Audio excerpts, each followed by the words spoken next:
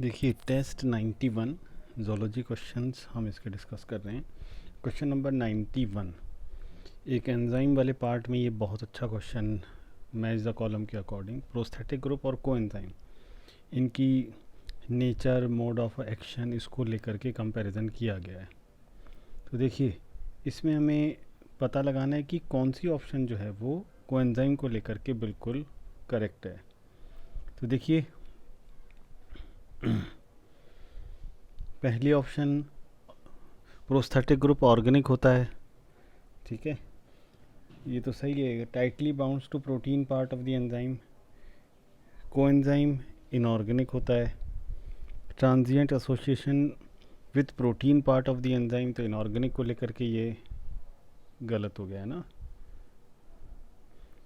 देखो अब question number option second, prosthetic group inorganic है, transient association with protein tightly bounds with, तो बिल्कुल इनऑर्गेनिक को लेकर के ये गलत हो गया। थर्ड देखिए ऑर्गेनिक होता है, tightly bounds to protein part of the enzyme, organic होता है, ट्रांजिएंट एसोसिएशन, तो थर्ड ऑप्शन इसके अंदर बिल्कुल सही है।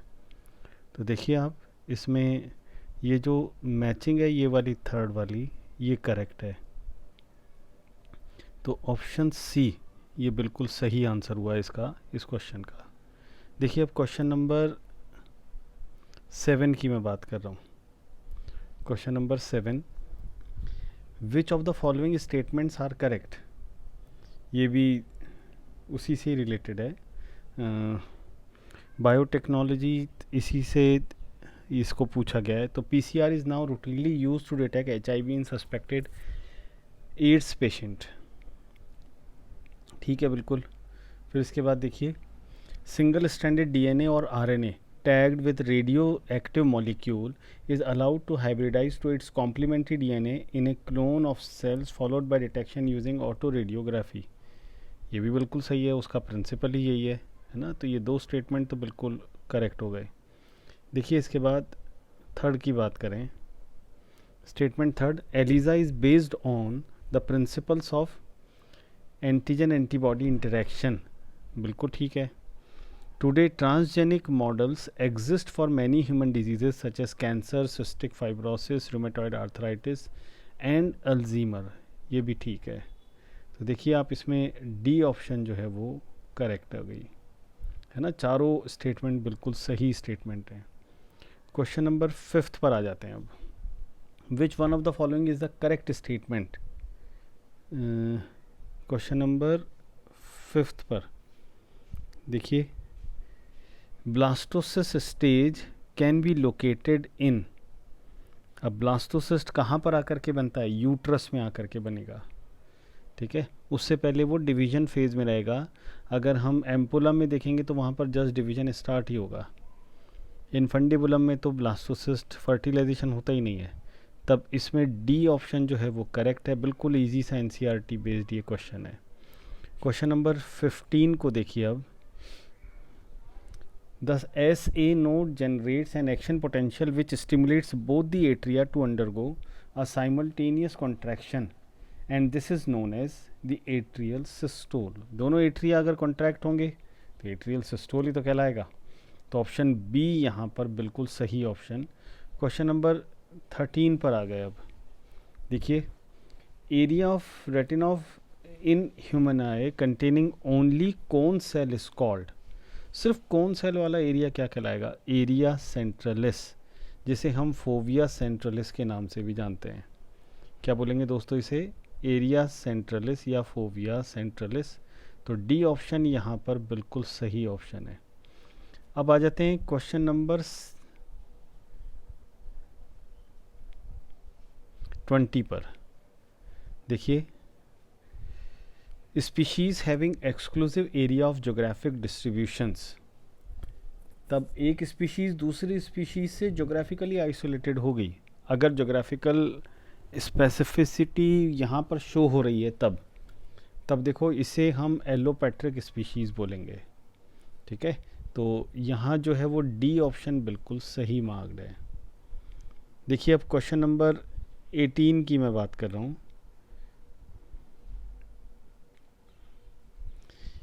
Read the following statements. 51% of carbon is found dissolved in oceans. The oceanic reservoir regulate the amount of carbon dioxide in the atmosphere. Some amount of fixed carbon is lost to sediments and removed from circulation.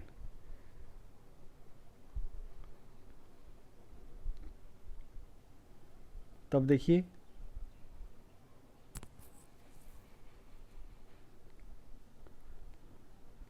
इसमें C option जो है वो correct है. ये botany का question है. इसमें option C जो है वो करेक्ट है. सेकंड और थर्ड ये बिल्कुल सही है. अब आ जाते हैं क्वेश्चन नंबर 17 पर.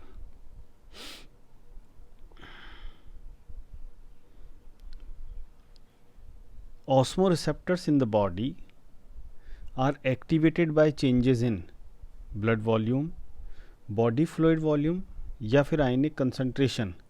तो तीनों से ही अफेक्टेड होंगे. तब ऑप्शन डी जो है वो करेक्ट आंसर हो गया.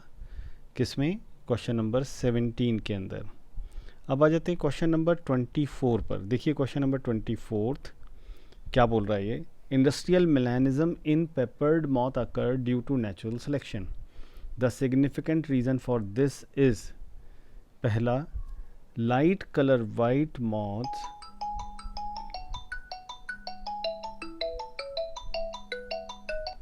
light colored white moth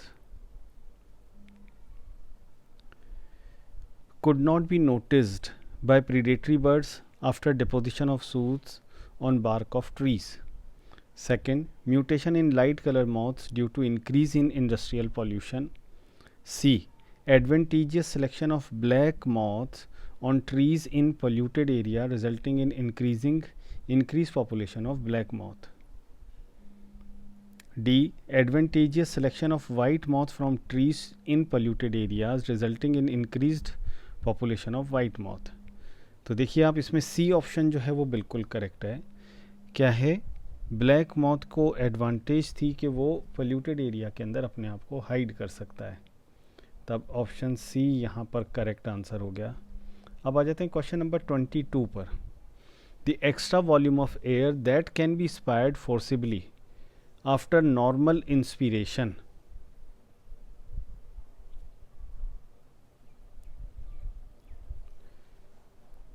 normal inspiration के बाद कितनी एयर को हम और अंदर खींच पाए, तब इसे हम नाम देंगे इंस्पिरेटरी कैपेसिटी. यानी टाइडल वॉल्यूम तो हमने पहले ही ले लिया है. अब जोर लगा के एक्स्ट्रा अमाउंट ऑफ एयर कितनी हम ले पा रहे हैं. क्वेश्चन नंबर 21 देखते हैं. Which statements among the following are correct. First, the upper surface of the tongue has small projections called papillae, some of which bear taste buds. Second, the serosa in the innermost layer of the alimentary canal and is made up of thin mesothelium with some connective tissue. तो देखो आप, पहला statement correct है. Serosa outer most होती है, ना कि inner most. तो ये गलत हो गया. The liver is the largest gland of the body. ये वेट ज़्यादा है.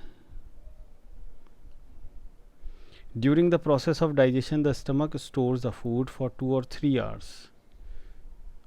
करीब करीब ठीक है. 4 hours सही होता है वैसे तो फर्स्ट एंड फोर्थ स्टेटमेंट जो है वो करेक्ट हैं. ऑप्शन सी यहाँ पर सही आंसर आएगा.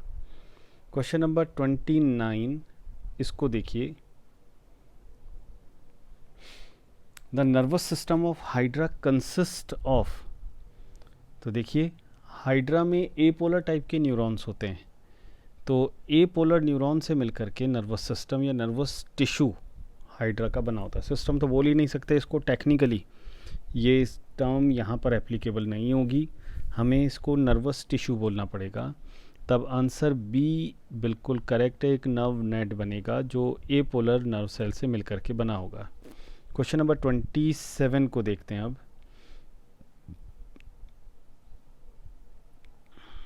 देखिए, कोल्चिसिन इज ऑब्टेन्ड फ्रॉम. तो कोल्चिसिन एक बहुत अच्छा म्यूटेशन या पॉलीप्लॉइडी डेवलप करने वाला एक एजेंट है। इसको कहाँ से कलेक्ट किया जाता है ना, ये म्यूटाजेन है एक। तब इसको कहाँ से कलेक्ट करते हैं? कॉम्स ऑफ कोल्चिकम ऑटमनेल, यानी उसके कॉम से इसको कलेक्ट करते हैं।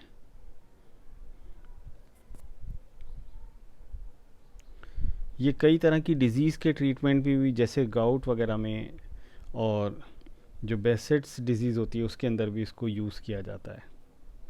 ठीक है, ये एक एल्केलॉइड की फॉर्म में है, जो बल्ब लाइक कॉम्स होते हैं जो रूट के अंदर मिलते हैं, वहाँ से ये कलेक्ट किया जाता है। तो ऑप्शन बी यहाँ पर बिल्कुल सही आंसर है। क्वेश्चन नंबर 26 इसको देख रहे हैं अब। देखिए, in 1963 two enzymes responsible for restricting the growth of bacteriophages in E coli were isolated. They were, तो देखिए बैक्टीरियोफेज की ग्रोथ ई कोलाई में, इसके लिए 2 एंजाइम्स ढूंढे गए। तो ये कौन कौन से एंजाइम्स हैं? तो देखिए आप, सही आंसर है इसके अंदर मिथाइलेज और रेस्ट्रिक्शन एंडोन्यूक्लियस। कौन कौन से? मिथाइलेज और रेस्ट्रिक्शन एंडोन्यूक्लियस। एनसीईआरटी के बाहर का क्वेश्चन है, लेकिन फिर भी याद रखना है। क्वेश्चन नंबर 35 को अब मैं बता रहा हूँ आपको। Where will you look for the gametes of a malarial parasite. तो मलेरियल पैरासाइट के जो गैमीट्स हैं वो कहाँ मिलेंगे? तो गैमीट्स का फॉर्मेशन तो फीमेल एनोफ्लीस की गट में होता है। तो gut of infected female mosquito. तो डी ऑप्शन यहाँ पर करेक्ट हो गई। बहुत सिंपल सा क्वेश्चन है। देखिए क्वेश्चन नंबर 33 को देख रहे हैं। Question number 33, what is false? पहला, menarche is the beginning of menstruation, बिल्कुल करेक्ट है। Menstruation is the shedding of the endometrial lining, ये भी सही है। Menopause occurs at the beginning of puberty, ये रॉन्ग हो गया। Ovulation occurs under a high titre of LH, ये करेक्ट है। तो सी ऑप्शन यहाँ पर बिल्कुल सही ऑप्शन है। देखिए क्वेश्चन नंबर 31,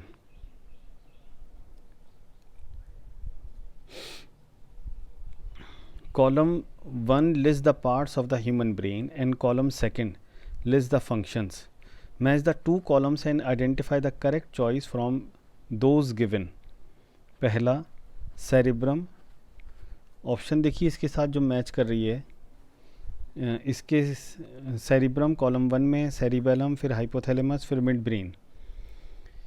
तो देखिए आप, cerebrum, cerebellum, hypothalamus, mid brain, तो इनके फंक्शंस हम इसके साथ साथ यहाँ पर लिख लेते हैं। तो देखो आप, हाइपोथैलेमस ये पिट्यूटरी बॉडी को कंट्रोल करता है, तो सी के साथ पी 2 जगह पर है, मतलब सी और डी में से कोई एक आंसर होना चाहिए। फिर इसके बाद देखते हैं सेरिबेलम या सेरिब्रम को देख लेते हैं। सेरिब्रम सीट ऑफ इंटेलिजेंस के नाम से जाना जाता है। तो ये सी के साथ पी, ए के साथ एस। तो देखो आप, मेरे हिसाब से यहाँ पर डी आंसर सही आ गया है ना, 2 हमने मैच कर लिए, तो डी आंसर बिल्कुल करेक्ट है। 41, which of the following are called morning after pill. तो देखिए, आई पिल को बोलते हैं, अनवांटेड 72 को बोलते हैं, या पिल 72 को बोलते हैं। ठीक है, सेक्सुअल कोर्स जो इंटरकोर्स जो अनप्रोटेक्टेड हो, उसके ठीक बाद में ली जाने वाली पिल को मॉर्निंग आफ्टर पिल्स कहा जाता है। तब ये सभी उसी तरह की पिल हैं, तो डी ऑप्शन जो है वो बिल्कुल करेक्ट ऑप्शन है। क्वेश्चन नंबर 39, इसकी मैं बात कर रहा हूँ। 8th, 9th और 10th पेयर ऑफ रिब्स किसके साथ जुड़ी रहती हैं? तो याद रखना है दोस्तों, ये 7th रिब के साथ जुड़ती हैं। ठीक है, और हाइलीन कार्टिलेज के साथ ये जुड़ी रहती हैं। तब बी ऑप्शन जो है वो बिल्कुल करेक्ट है। 37th, देखो question number 37th, the glomerular area of adrenal cortex is mainly responsible for. अब देखो ग्लोमेरुलर एरिया किसके लिए जाना जाता है, ये मेनली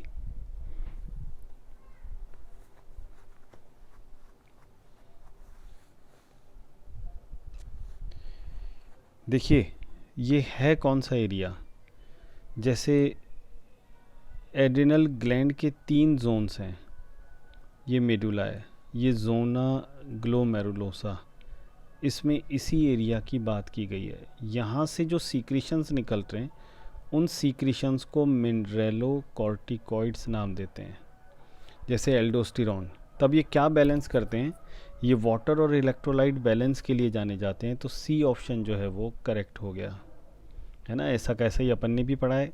क्वेश्चन नंबर 49 को देखिए, question number 49, which of these symptoms is associated with hyposecretion of thyroid hormone. तो देखिए इससे क्या होगा, बीएमआर जो है वो डाउन हो जाएगा, तब उससे हार्ट रेट वगैरह ये सब कम हो जाएगी। बेसल मेटाबॉलिक रेट कम होते ही हार्ट रेट कम हो जाएगी।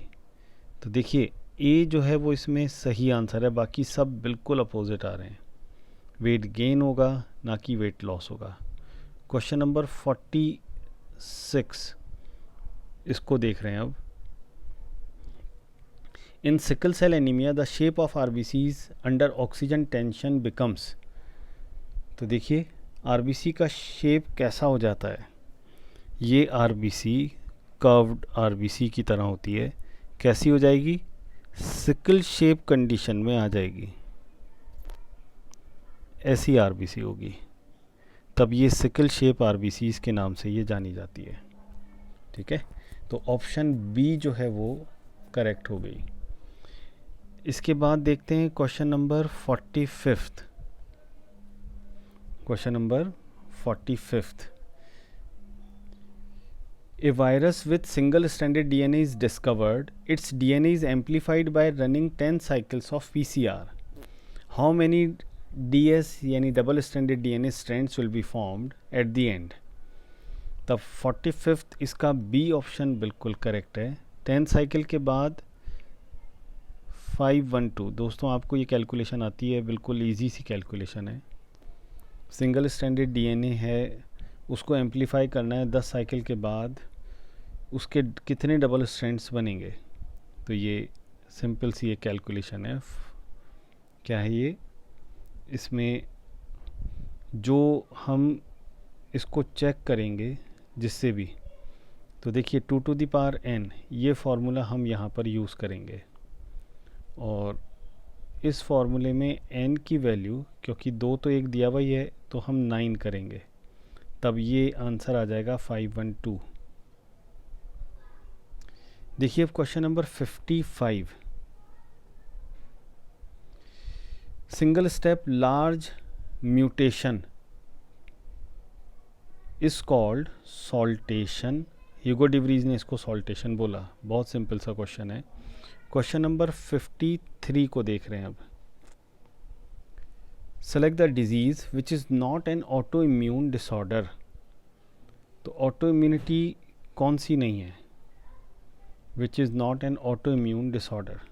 तो देखिए मस्कुलर डिस्ट्रॉफी ऑटो इम्यूनिटी नहीं है, बाकी ग्रेव्स डिजीज़ के लिए मैंने आपको बताया है। ठीक है, और ये ऑटो इम्यून डिजीज़ होती है। Rheumatoid arthritis auto immunity show करती है। ठीक है, रूमेटॉइड आर्थराइटिस और माइस्थीनिया ग्रेविस। तो ऑप्शन सी जो है वो करेक्ट आंसर हो गया। देखिए अब question number 51, all of the following can be found in the female cockroach except. तो देखिए फीमेल कॉकरोच में एनल स्टाइल कभी नहीं होंगे, ये exclusive characteristic of male cockroach होती है। सिंपल क्वेश्चन है बिल्कुल। क्वेश्चन नंबर 62 को देख रहे हैं। Primates called Dryopithecus and Ramapithecus existed nearly. तो देखो एनसीईआरटी बेस्ड क्वेश्चन है, बी आंसर इसके अंदर एनसीईआरटी ह्यूमन एवोल्यूशन की फर्स्ट लाइन में लिखा है 15 मिलियन ईयर्स। तो तो सही आंसर इसका 15 मिलियन ईयर्स। क्वेश्चन नंबर 60 को देख रहे हैं अब। देखिए, which of the following can be used as a bio weapon in wars. किसको बायो वेपन की तरह यूज़ कर सकते हैं? किसी पैथोजन को कर सकते हैं, किसी टॉक्सिन को कर सकते हैं, या फिर बायो वेपन एजेंट, इसको अपन यूज़ कर सकते हैं। तो डी ऑप्शन जो है वो सही हो गया, है ना। सभी को अपन बायो वेपन की तरह यूज़ कर सकते हैं। Question number 58, match the organism with their excretory organs. Earthworm, protonephridia, cockroach, malpighian tubules. तो बी के साथ एस।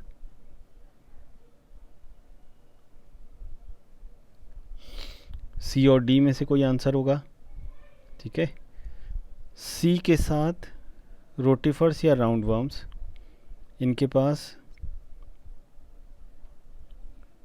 प्रोटोनेफ्रीडिया ये प्रेजेंट होते हैं। तो सी के साथ P.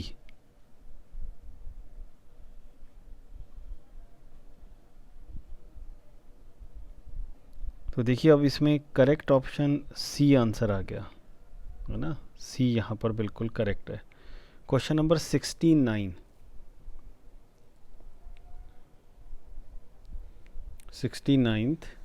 after a significant reduction in BOD of wastewater, it is passed into a settling tank from bacterial flocks, where bacterial flocks are allowed to sediment.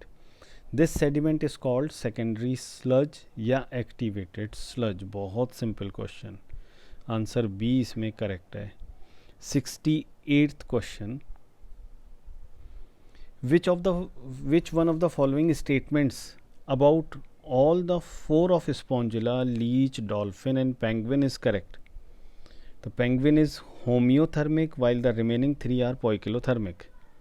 Leech is a freshwater form while all others are marine. C. Spongilla has special collared cells called choanocytes not found in the remaining three. बिल्कुल सही है, ये exclusive characteristic है। Fresh water भी हैं और बाकी सब पोइकिलोथर्मिक हैं, बायलेटरली सिमेट्रिकल भी हैं।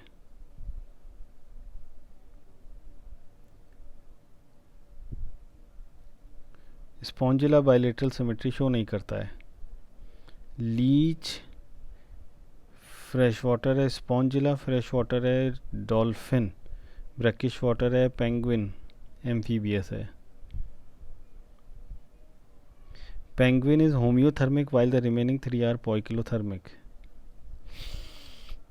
स्पॉन्जिला के लिए एप्लीकेबल नहीं है, तो ऑप्शन सी जो है वो करेक्ट ऑप्शन हो गई। अच्छा क्वेश्चन है ये। Question number 66, find out the correct statement. Ciliated epithelium present in convoluted parts of nephric tubule absorb only water. B. Haversian canals are interconnected by canaliculi and lacunae. C. Abdominal wall in our body has striated involuntary muscles. D. Elastic cartilage is present in the tip of our nose. ये तो बिल्कुल सही है, तो D option जो है वो correct statement है, बाकियों में गड़बड़ है। क्वेश्चन नंबर 76 को मैं बता रहा हूँ अब आपको। Question number 76, which of the following statement is true for lymph. तो देखिए, all components of blood except WBCs and serum, गलत हो गया, WBCs तो मिलेंगी। All components of blood except RBCs and some proteins, ये बिल्कुल ठीक है, इसी को हम लिम्फ बोलेंगे। तो क्वेश्चन नंबर 74 पर आ गए अब। Which of the following is not correct about acetabulum? It is a part of pectoral girdle. देखो इसमें रॉन्ग पहचानना है। It articulates with the head of femur to form the hip joint. It is formed by the fusion of ilium, ischium and pubis. It is a part of pelvic girdle. तो देखो बाकी तीनों बिल्कुल सही हैं, ये तो पॉसिबल ही नहीं है, तो ऑप्शन ए जो है वो इनकरेक्ट हो गई। Question number 70, read the following statements and find out the incorrect statement. पहला, mons pubis is a cushion of fatty tissue covered by skin and pubic hair. Incorrect statement को पहचानना है, तो ये तो बिल्कुल करेक्ट है।